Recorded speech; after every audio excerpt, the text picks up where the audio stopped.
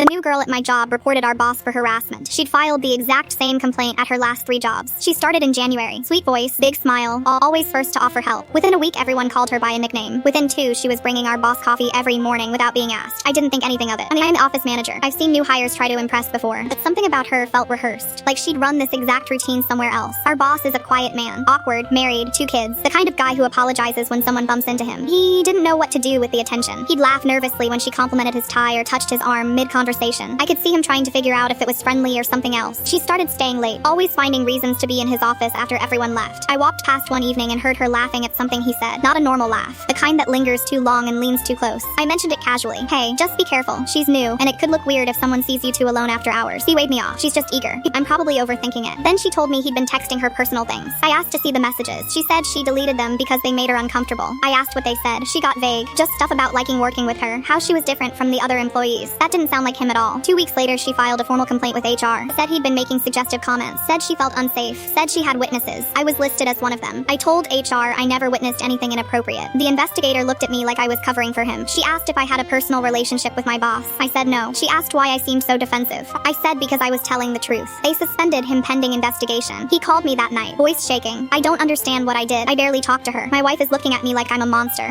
Something didn't sit right. I pulled her resume from our files and started calling her references. First company said she left voluntarily.